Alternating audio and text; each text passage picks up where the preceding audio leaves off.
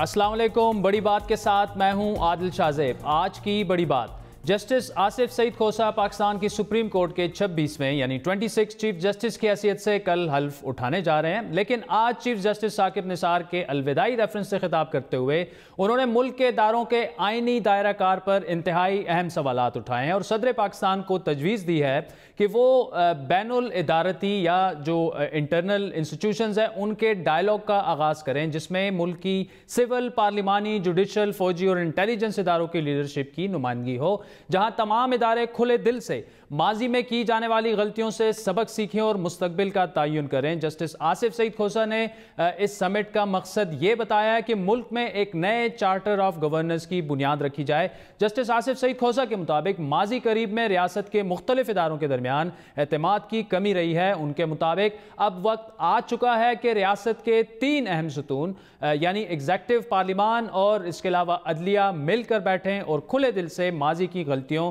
और इदारों के हुदूद में मुदाखलत की शिकायत का जायजा लें। पॉलिसी और इंतजामी उमूर में अदलिया की मुबैना मुदाखलत समेत जस्टिस आसिफ सईद खोसा का कहना है कि मुल्क में गवर्नेंस के अंदर फौज और इंटेलिजेंस इदारों के किरदार पर भी खुलकर बात करने की जरूरत है। उनके मुताबिक जबरी गुमशुदगी और लापता अफराद का मामला भी इस समिट में ज़ेर बहस आना चाहिए। जस्टिस आसिफ सईद खोसा ने याद दहानी करवाई कि जमहूरी इस्तेकाम के लिए सिविल बालादस्ती के साथ साथ एहतिसाब भी ज़रूरी है। इसलिए यह तय करना ज़रूरी है कि यह तय कर लिया जाए कि जमहूरी निज़ाम को खतरे में लाए बगैर सिविलियन बालादस्ती के साथ एहतिसाब के अमल को कैसे यकीनी बनाया जाए। जस्टिस आसिफ सईद खोसा के मुताबिक उनकी इस तजवीज़ का मकसद सिर्फ और सिर्फ ये है कि रियासत और मुल्क के अहम स्टेक होल्डर सदर पाकिस्तान की ज़ेर सदारत एक मेज़ पर इकट्ठे होकर माजी के ज़ख्मों को भर सकें, तलखियों का अजाला कर सकें और एक काबिल अमल पॉलिसी फ्रेमवर्क बना सकें जिसके तहत रियासत का हर इदारा अपनी आइनी हुदूद में रह कर काम करे,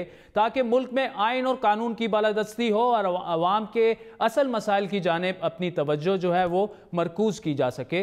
जस्टिस आसिफ सईद खोसा ने अपने खिताब में मुल्क के अदालती निज़ाम के बारे में भी अहम नुकात उठाए, जिससे जाहिर यह होता है कि उनका अदलिया के लिए विजन क्या होगा। जस्टिस आसिफ सईद खोसा ने वाज़ेह किया कि उनके दौर में सुप्रीम कोर्ट ने आर्टिकल 184 के तहत सो मोटो का इस्तेमाल नहायत महदूद करना होगा और सिर्फ कौमी अहमियत के ऐसे मामलात में इस्तेमाल किया जाएगा जब और कोई हल उसका मौजूद ना हो। उन्होंने यह भी वाज़ेह किया कि सुप्रीम कोर्ट फुल कोर्ट के जरिए इस मामले में अपना अदालती दायरा इख्तियार भी तय करेगी। साथ ही साथ जस्टिस आसिफ सईद खोसा ने वाज़ेह किया कि वो तरजीही बुनियादों पर अदालतों में केसेस के फैसले करवाना चाहते हैं।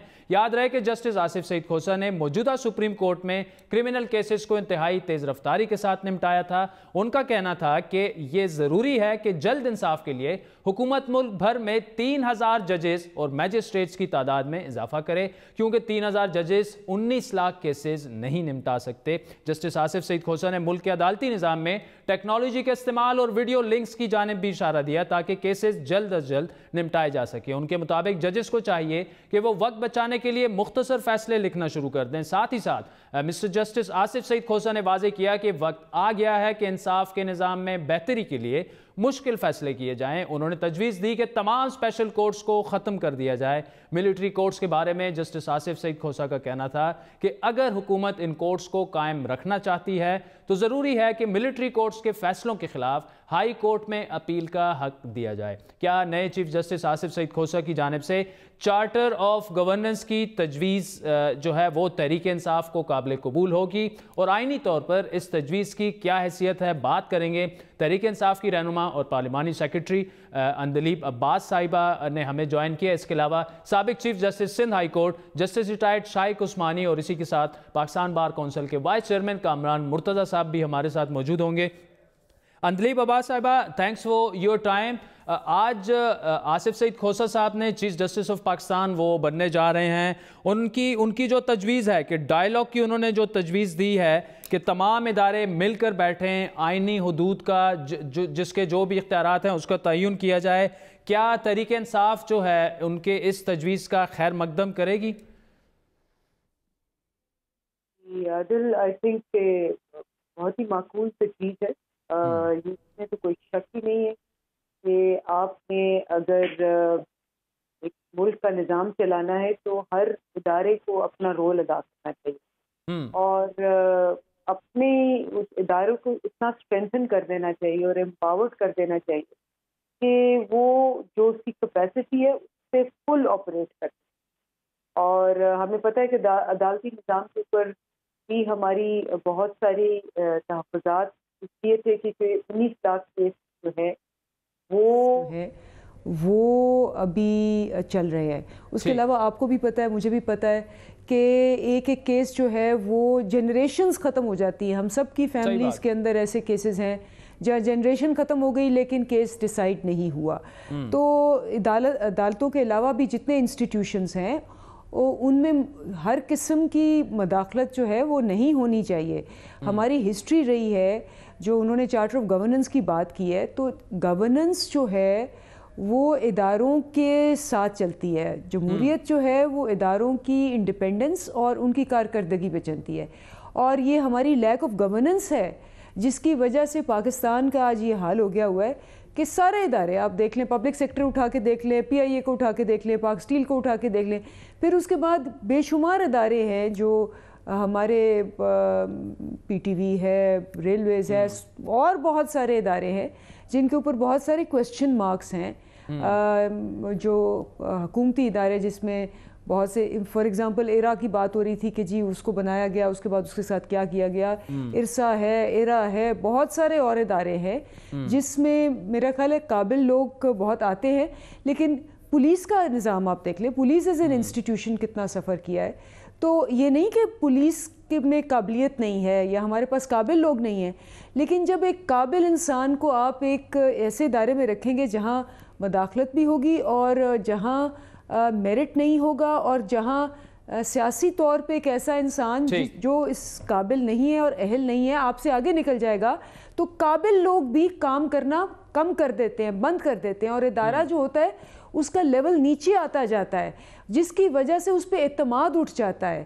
تو یہ بڑا امپورٹنٹ ہے کہ اداروں کے اوپر اور انسٹیٹیوشنل اسٹرینتھننگ کے اوپر کام کیا جائے اور ان کو اس قابل کیا جائے کہ حکومتیں آتی جاتی رہتی ہیں، لوگ آتے جاتے رہتے ہیں، اداروں کو مضبوط کیا جائے. اچھا اندلیب عباس صاحبہ، آپ کے پاس دوبارہ آتے ہیں، چلتے ہیں. جسٹس ریٹائرڈ شائق عثمانی صاحب ہمارے ساتھ موجود ہیں، اس کے علاوہ کامران مرتضیٰ صاحب بھی موجود ہیں. ان سے بھی آج جو چیف جسٹس صاحب نے، آصف سعید کھوسہ صاحب نے جو تجویز پیش کی ہے، شائق عثمانی صاحب آپ نے ان کی اسپیچ سن لی ہوگی.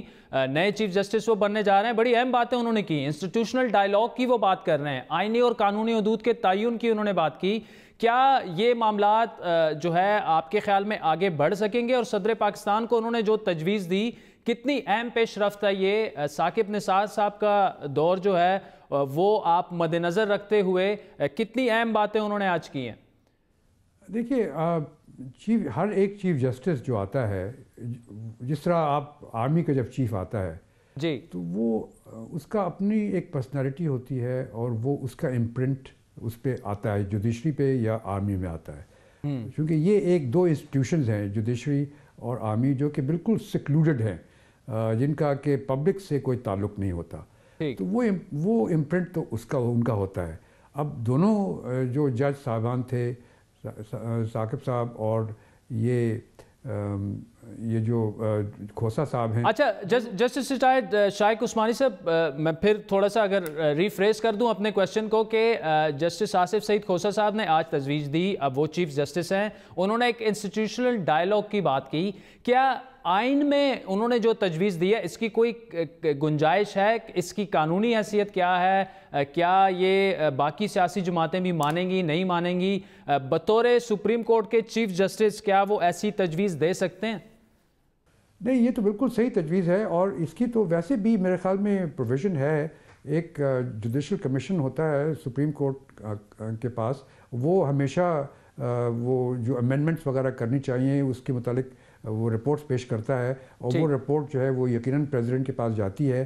اور یہ ایک پروسیس ڈائیلاگ کی گنجائش تو موجود ہے ہمارے آئین میں، اور اگر اس کو تھوڑا سا بڑھایا جائے اور بات چیت کی جائے تو یقیناً یہ جو کمزوریاں ہیں تھوڑی بہت اور جس کی وجہ سے ڈیلیز وغیرہ ہوتے ہیں. ٹھیک ہے. اچھا شائق عثمانی صاحب آپ ہمارے ساتھ موجود رہیے گا. کامران مرتضیٰ صاحب کی طرف چلتے ہیں. کامران صاحب, آصف سعید کھوسا صاحب نے انسٹیٹیوشنل ڈائلاگ کی بات کی کہ جی آئیں پارلیمنٹیرین سول ملٹری قیادت جو ہے وہ مل کے بیٹھے, جوڈیشری بھی بیٹھے اس میں. صدر صاحب کو انہوں نے کہا کہ جی آپ یہ سارا سب کچھ کریں, یا قانونی حدود کا تعین وہ کرنا چاہ رہے ہیں, لیکن آئین کیا کہتا ہے ایسی تجویز کے بارے میں؟ آپ کی رائے سننا چاہیں گے اس پر. پہلے اس کا جواب دوں گا, اور اس کا جواب میں ایپیکس پارٹی کے وائس چیئرمین کی حیثیت سے, ایپیکس پارٹی کو کی نمائندے کی حیثیت سے دوں گا.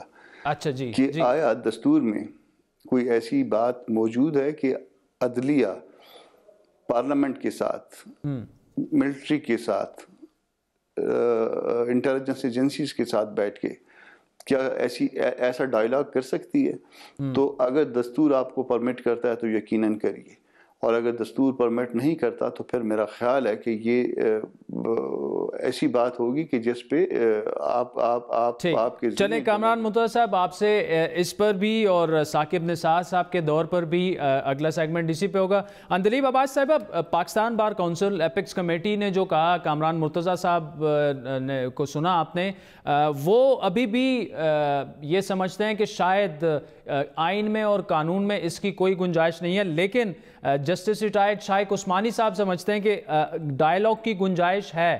تو اس پر آگے جا کر بھی بحث بھی ہوگی, لیکن بحیثیت پولیٹیشن آپ کیا سمجھتے ہیں کتنی قابل عمل ہے یہ تجویز جو آج چیف جسٹس صاحب نے دی ہے؟ اور پہلے دن ہی انہوں نے اپنا جو سپیچ کی ہے, بڑی اہم باتیں انہوں نے اس میں کی ہیں, اور جو اداروں کی وہ بات کر رہے ہیں, وہ جوڈیشری کی کر رہے ہیں, وہ آرمی کی کر رہے ہیں, وہ پارلیمان کی بات کر رہے ہیں کہ وہ آئیں بیٹھیں اکٹھے مل کر سارے, اور جو اپنے اپنے دائرے اختیار ہیں اس کا تعین کیا جائے, غلطیوں سے سیکھا جائے. اس میں جو میں I am not a constitutional lawyer, تو میں ٹیکنیکل ایسپیکٹ سے تو کامنٹ نہیں کر سکتی. ٹھیک, وہ میرے جو لا کالیگز ہیں وہ بہتر نالج ہے اس کے بارے میں, لیکن میں پولیٹیکلی آپ کو بتا سکتی ہوں کہ دو چیزیں بڑی امپورٹنٹ. ایک تو یہ کہ اداروں کو انفرادی کسی بھی فرد پہ سپیریورٹی ہونی چاہیے, اور یہ نہیں ہونا چاہیے کہ ایک بندہ آئے اس سے ادارہ چینج ہو جائے اور اس کی مرضی کا ادارہ بن جائے. تو پہلی بات تو ایک اصولی بات جو ایز اے سیاستدان اور پرسنلی بھی میں ایک انسٹیٹیوشنل ڈیولپمنٹ اسپیشلسٹ ہوں, تو میرے نزدیک جو امپورٹنٹ چیز ہے وہ یہ ہے کہ آپ اداروں کو مضبوط بنائیں, نمبر 1. نمبر 2 میرے خیال میں ڈائلاگ یہ مین ستون ہے پاکستان کی فیڈریشن کے, پاکستان کی سالمیت کے, اور ان کے اندر ڈائلاگ بہت ضروری ہے, کیونکہ اسی طرح ہوتا ہے. آپ نے دیکھا سول ملٹری ریلیشن شپس کے اوپر پچھلے پتہ نہیں کتنے سالوں سے بات ہو رہی ہے کہ جی بات نہیں کرتے, مسٹرسٹ ہے, یہ ایک دوسرے کو نیچے دکھانے کی کوشش کر رہے ہیں یا وہ کرنے کی کوشش کر رہے ہیں. میرا خیال ہے کمیونیکیشن اور ڈائلاگ بہت ضروری ہے. اور ڈائلاگ اور کمیونیکیشن کس بات کے لیے ضروری ہے کہ آپ ڈٹرمن کریں کہ بھئی یہ ہم نے کرنا ہے, یہ آپ نے کرنا ہے, یہ ہمارا قانون الاؤ کرتا ہے, یہ ہمارے دستور الاؤ نہیں کرتا, اور اگر ضرورت پڑے تو ہم لا میکرز ہیں, پارلیمنٹ کے اندر ہیں, اور آپ کو پتہ ہے کہ جو کانسٹیٹیوشن ہے اس کے اندر امینڈمنٹس کی بھی گنجائش ہے, بہتری کی بھی گنجائش ہے. اور اگر ہمیں فیل ہوتا ہے کہ over a period of time, جیسے کہ آج کل بہت بڑی بحث چلی ہوئی ہے نیب کے اوپر کہ جی نیب کے لاز جو ہیں وہ بڑے کالا قانون ہے, یہ ہے وہ ہے, تو یہ پچھلے 10 سال سے ہم تو یہی کہتے ہیں کہ جی یہ 10 سال سے آپ لوگ لا میکرز تھے, آپ گورنمنٹ کے حساب سے آپ کو چاہیے تھا اس کو سفید کر لیتے, نیلا کر لیتے, پیلا کر لیتے. یہ تو آپ کے اوپر ڈیپینڈ کرتا ہے نا کہ آپ نے کیا کرنا. اچھا اندلیب صاحبہ, کیا آپ سمجھتی ہیں کہ صدر مملکت کو چیف جسٹس آف پاکستان کی اس تجویز کا مثبت جواب دینا چاہیے؟ میرا خیال ہے کہ بالکل دینا چاہیے, کیونکہ لائک آئی سیڈ کہ ڈائلاگ جو ہے اور آپ کے میجر جو سٹیک ہولڈرز ہیں اس ملک کے, میجر سٹیک ہولڈرز جو ہیں, کیونکہ جب آپ کہتے ہیں کہ آپ نے اکنامک پالیسی بنانی ہے, اس کے اندر پارلیمنٹ بھی شامل ہے, اس کے اندر آپ کے باقی ادارے بھی شامل ہیں, سیکیورٹی شامل ہے.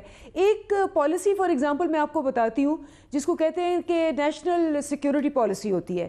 اب ہمارے ہاں یہ اس کا مطلب سمجھا جاتا ہے کہ جی ملٹری پالیسی. ساری دنیا کے اندر جو سیکیورٹی پالیسی ہوتی ہے اس کے 6 ایلیمنٹس ہوتے ہیں. وہ کہتے ہیں economic security, food security, environmental security, military security, اور ایک اور جو سیکیورٹی ہوتی ہے وہ ساری ملا کے کہتے ہیں کوئی بھی اس میں سے چیز مسنگ ہو اور آپ کی سیکیورٹی کا خطرہ ہو جاتا ہے.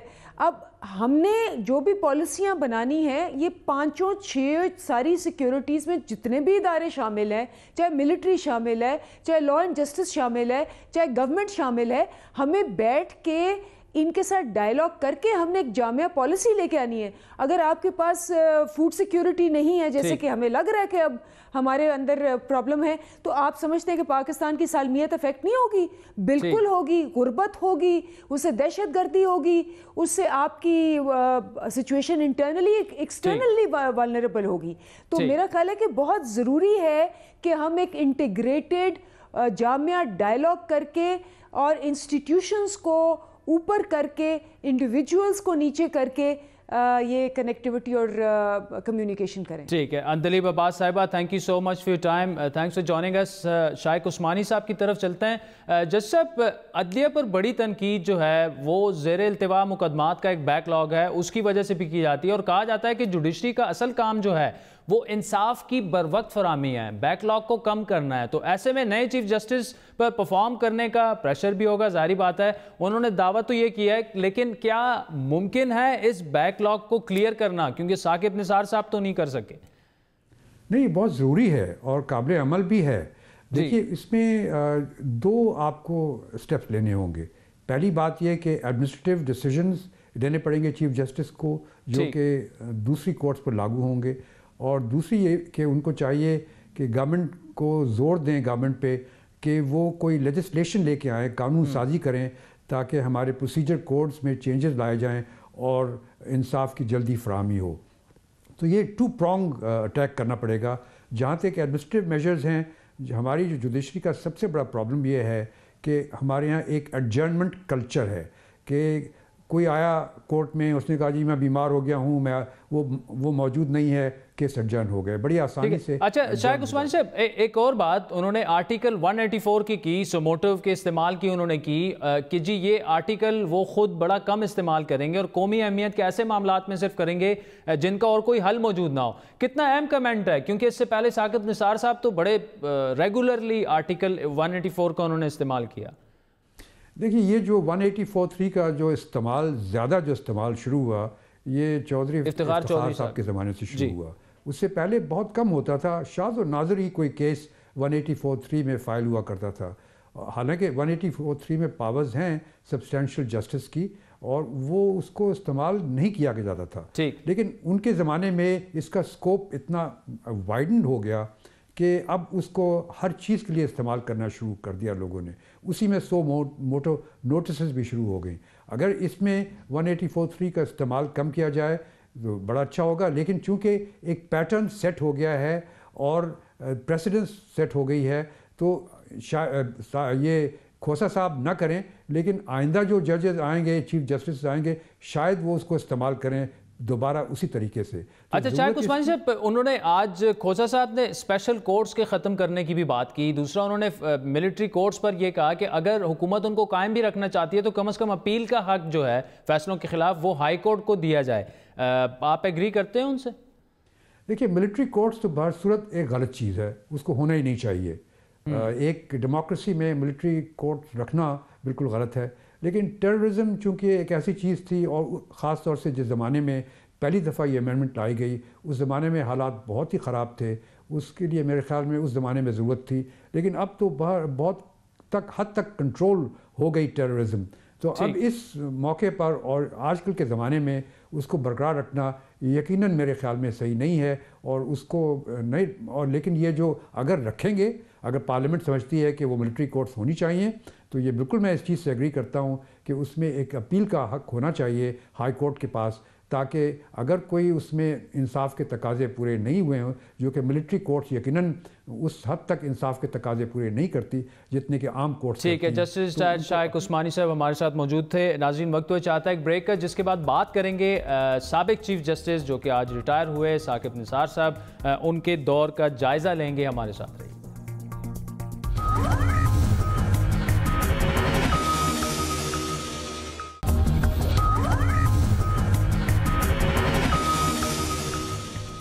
31 दिसंबर 2016 से 17 जनवरी 2019 2 साल 18 दिन पर मुहित ये सफ़र था पाकिस्तान के 25वें चीफ जस्टिस रिटायर्ड मियां साकिब निसार का, जो आज ख़त्म हुआ। पाकिस्तान की कानूनी और सियासी तारीख में चीफ जस्टिस साकिब निसार को मुख्तलिफ हवालों से याद रखा जाएगा। जुडिशल फ़ालियत और फैसलों के अलावा उनकी गैर अदालती सरगर्मियाँ भी मरकज़ निगाह में रहती थीं।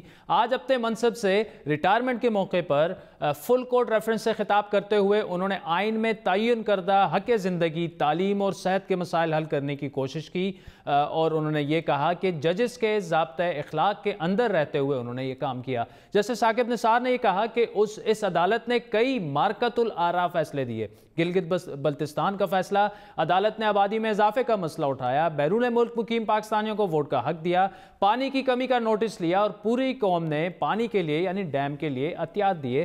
पैसे जो हैं वो पिसे हुए लोग जो हैं उन्होंने उनके हुकूक के लिए काम किया। हर शख्स को इज्जत से ज़िंदगी गुजारने का हक दिया। निजी अस्पतालों की फ़ीस पर नोटिस लिया। ख्वाजा सराओं को शनाख्ती कार्ड जारी करने के मामले का नोटिस लिया।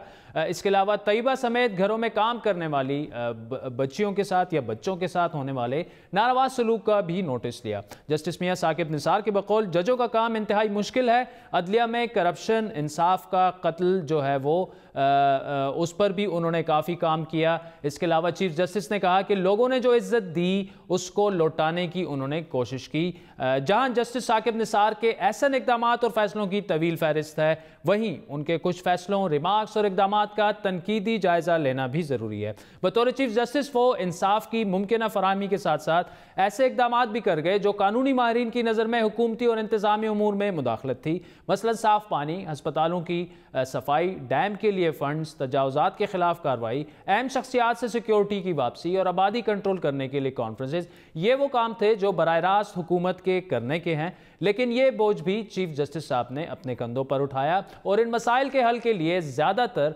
अज़-खुद नोटिस लिए। बतौर चीफ जस्टिस मियां साकिब निसार ने 43 अज़-खुद नोटिस लिए, जिनमें से ज़्यादातर को उन्होंने निपटाया। ताहम एक तरफ वो अज़-खुद नोटिस ले रहे थे तो दूसरी जानिब सुप्रीम कोर्ट में ज़ेर इल्तिवा मुकदमात की तादाद में हज़ारों इजाफा हुआ। जस्टिस साकिब निसार जब चीफ जस्टिस बने तो सुप्रीम कोर्ट में ज़ेर इल्तिवा मुकदमात की तादाद 32,000 थी। अब जब वो जा रहे हैं, वो रिटायर हो चुके हैं, तो इन ज़ेर इल्तिवा मुकदमात की तादाद बढ़कर 40,000 जा पहुंची है। अगर सुप्रीम कोर्ट समेत मुल्क भर की 240 अदालतों की बात की जाए तो यहाँ सूरत हाल मज़ीद तशवीशनाक और परेशान कुन है।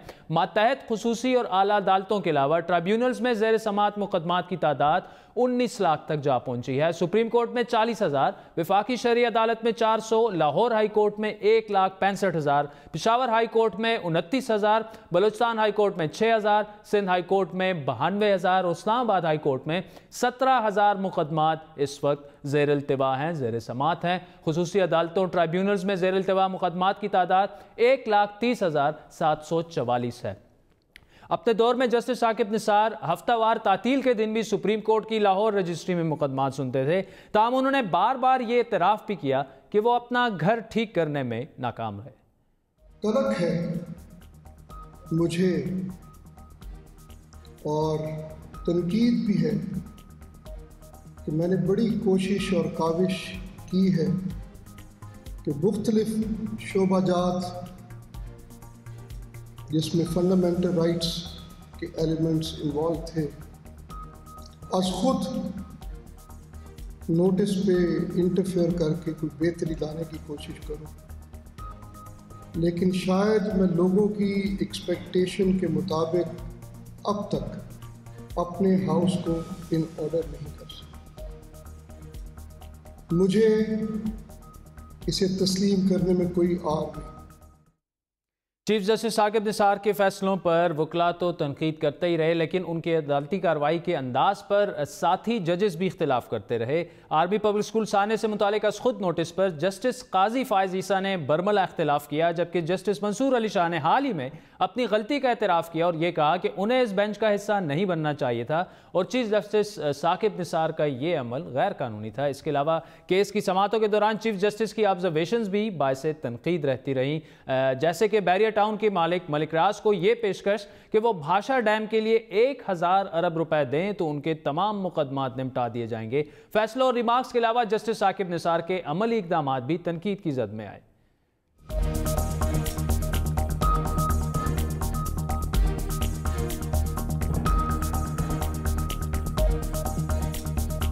یہ کیا ہے؟ یہ ٹی وی شیڈیو یہ سارا کچھ کیا ہے؟ سارے جیل میں ہے تو پھر he should have been in the death cell event ہی کہاں ہونا چاہیے ان کو؟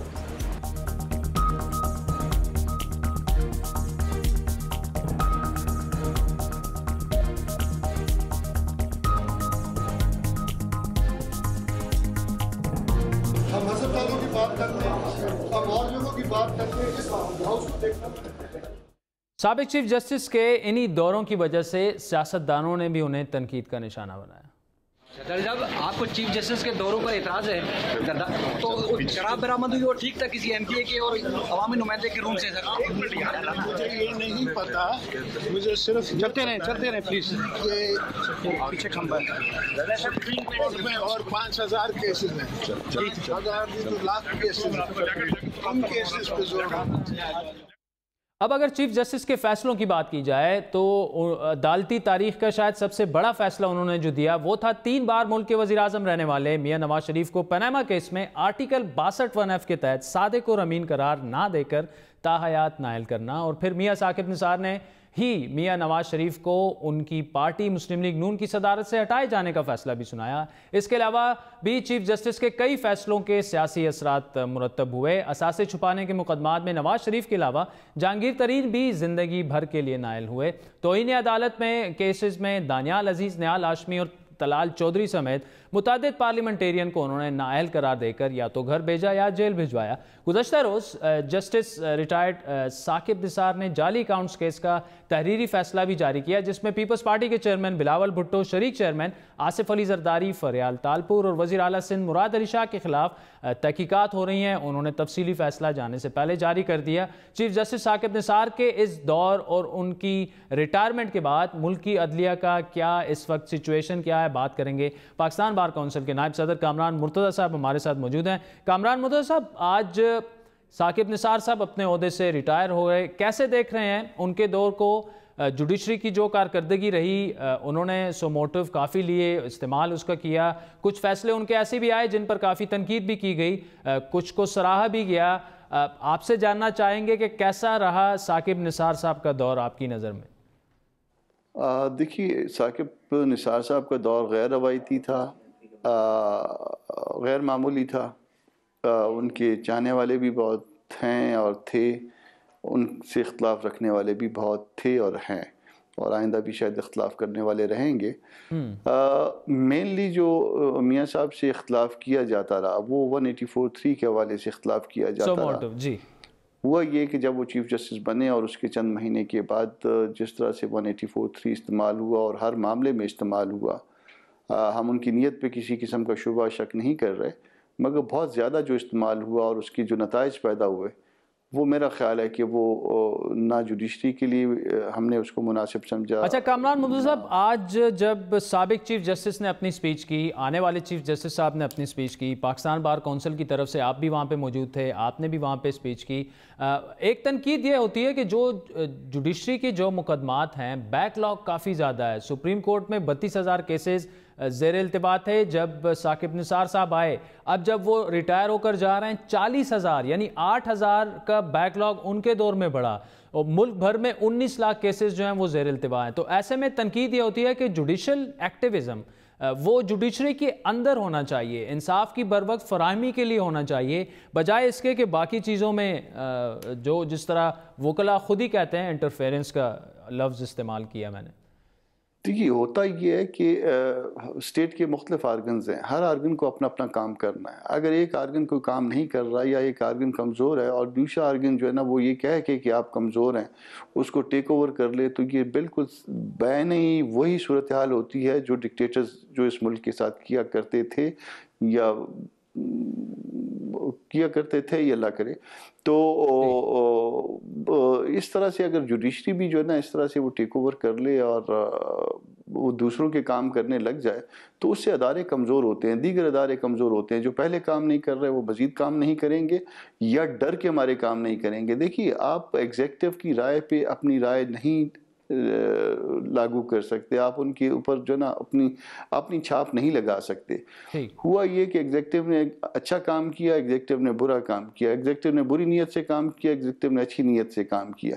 وہ ہر اچھا کامران صاحب, ثاقب نثار صاحب کے کچھ فیصلے ایسے تھے جو ان کے دور میں ہوئے, انہوں نے خود کیے, ان کے پولیٹیکل جو اثرات ہیں وہ آئندہ کئی سالوں بلکہ دہائیوں تک رہیں گے. کئی اہم رہنما نائل ہوئے, نواز شریف صاحب نائل ہوئے, جہانگیر ترین صاحب جو ہیں وہ نائل ہوئے, اس کے علاوہ بھی کافی سارے لوگ جو ہیں وہ 62-63 کی ضد میں آئے. تو یہ صادق اور امین کا ٹھہرانا یا نہ ٹھہرانا, آپ تو خیر آپ کی بڑی کلیئر لائن ہے, آپ نہیں سمجھتے کہ ایسا ہونا چاہیے, لیکن ان کیس انہوں نے جو سیاسی فیصلے کیے اس کے اثرات کیا دیکھ رہے ہیں آپ؟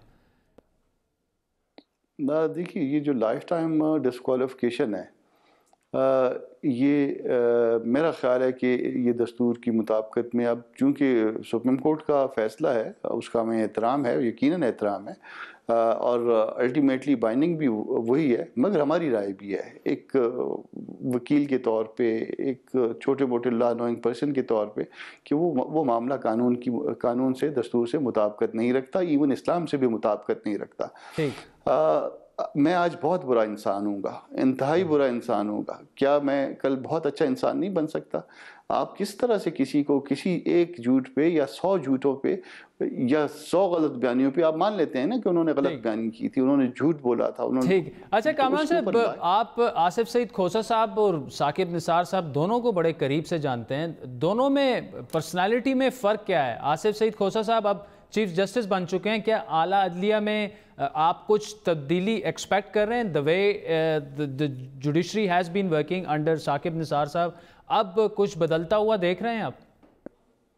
دیکھیے تبدیلی آج کا دن یا آج کی رات, میاں ثاقب نثار صاحب آج بھی رات چیف جسٹس ہیں, یا کم از کم مڈ نائٹ تک تو ہے نا.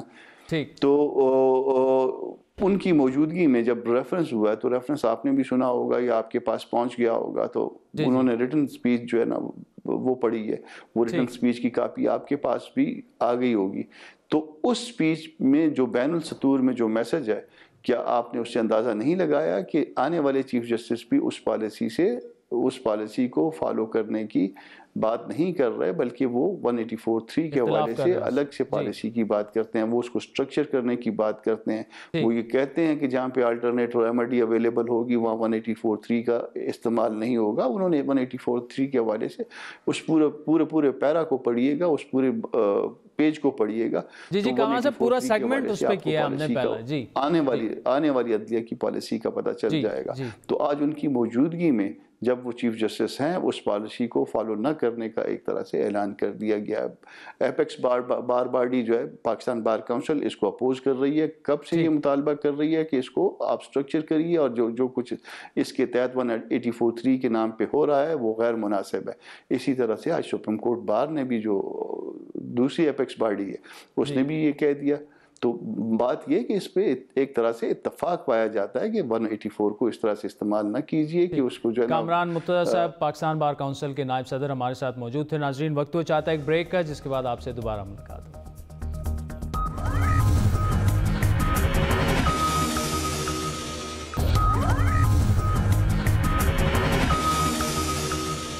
ویلکم بیک ناظرین. سپریم کورٹ کا اسکول جانے والے بچوں کے والدین کے لیے ایک اہم فیصلہ, جس پر تحریری حکم نامہ تفصیلی فیصلے پر آج جاری ہو چکا ہے. سپریم کورٹ نے واضح کیا ہے کہ 5,000 سے زیادہ ماہانہ فیس لینے والے نجی اسکولوں پر 20% کمی کا حکم ملک بھر میں نافذ ہوگا. اہم بات یہ ہے کہ عدالت نے ہدایات جاری کی ہیں کہ اس کی کمی کا کوئی اثر اساتذہ کی تنخواہوں پر نہیں پڑنا چاہیے. اس کے علاوہ نجی اسکول مالکان کو یہ بھی حکم جاری کیا گیا ہے کہ اسکول کی سہولیات اور اسکالرشپ پر بھی کوئی اثر نہیں پڑنا چاہیے.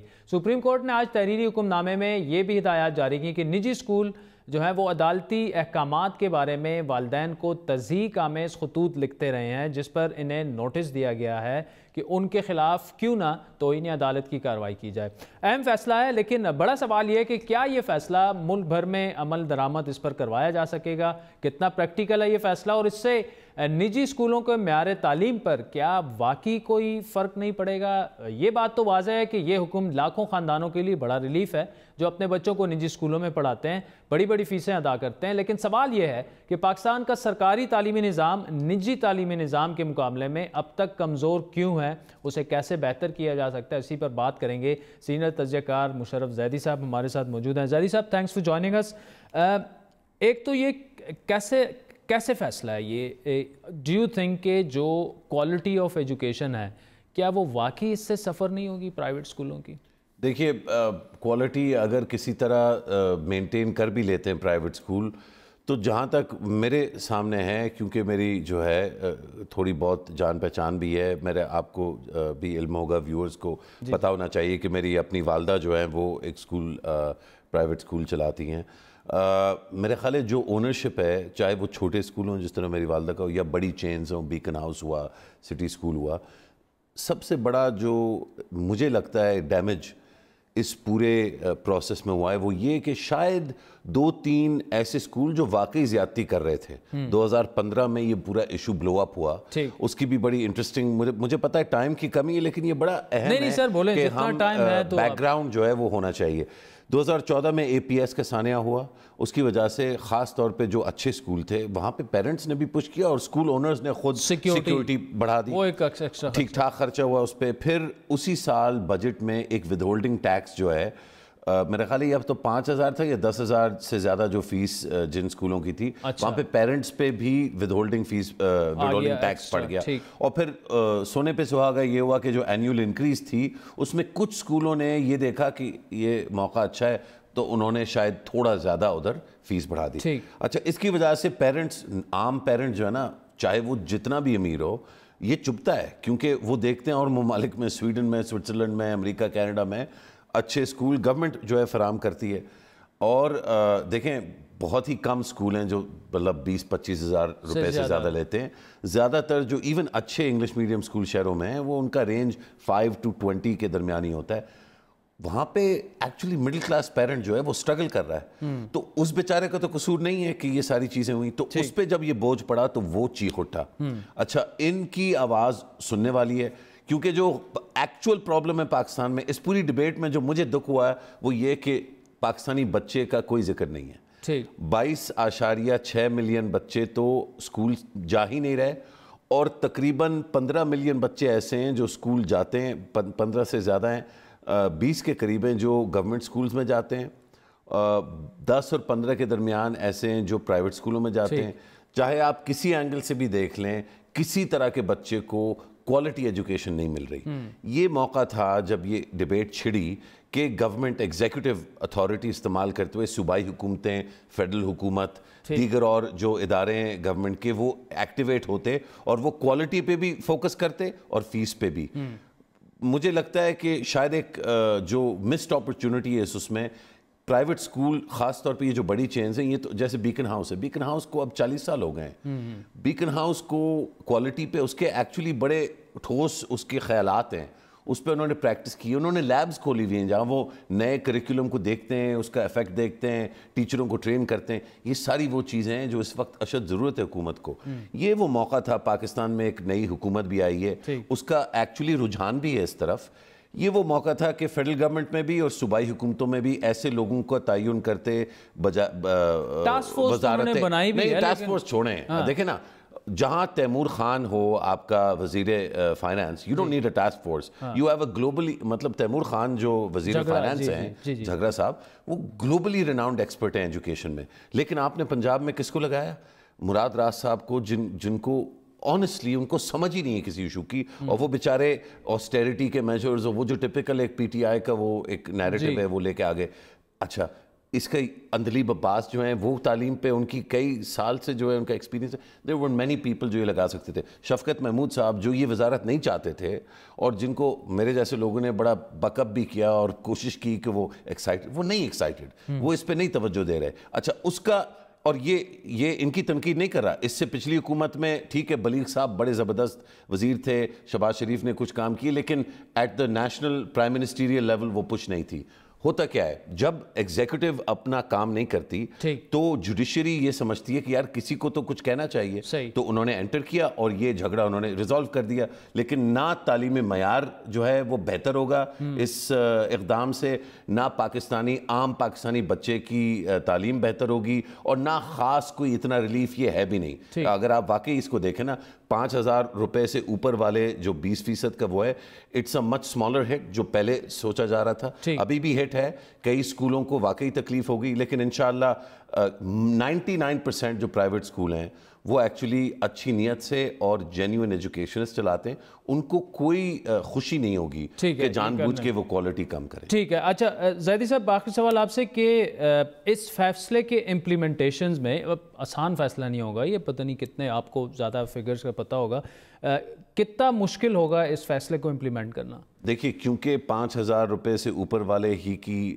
گیم ہے تو پاپولیشن کافی چھوٹی ہو جاتی ہے, اور جیسے جیسے زیادہ قیمتی ہوتا ہے پرائیویٹ اسکول تو جو ماں باپ ہوتے ہیں وہ ٹھیک ٹھاک اثر و رسوخ والے ہوتے ہیں. آپ کے چینل مطلب آپ خود نہیں پڑھا رہے ہوگے ایسے اسکول میں تو آپ کا کوئی ساتھی ہوگا وہ آپ کو کہے گا, میڈیا پہ پریشر پڑے گا. پلس اگر یہ سپریم کورٹ کے احکام کو نہیں مانیں گے اسکول تو جو پیرنٹس خود ہیں جنہوں نے یہ پورا موومنٹ یا مہم شروع کی تھی وہ خود جو ہے پھر پہنچ جائیں گے. تو میرا خیال ہے کہ کوئی اسکول یہ نہیں چاہے گا کہ ایک کانسٹنٹ ٹسل میں وہ پڑ جائے سپریم کورٹ کے. جینیوئن میری ایڈوائس یہ ہوگی پیرنٹس کے لیے بھی, لیکن خاص طور پہ حکومت کے لیے, اس چیز کو نوٹ کریں, اس سے کچھ سبق حاصل کریں, اور جو عام پاکستانی بچے کو ایک بالکل 3rd کلاس کوالٹی ایجوکیشن مل رہی ہے آپ کے گورنمنٹ سکولز میں, اس کو اپنا مشن بنا لیں, وہ چینج کر لیں. آپ نے وہ چینج کر دیا, آپ کی 50 سال آپ کی حکومت ہوگی. مشرف زیدی صاحب, thank you so much for joining us. ناظرین, آج کے پروگرام پر آپ کے فیڈ بیک کے منتظر رہیں گے. ہمارا ٹویٹر ہینڈل ہے @بڑی بات. مجھے میری ٹیم سمیت اجازت دیجیے. خدا حافظ.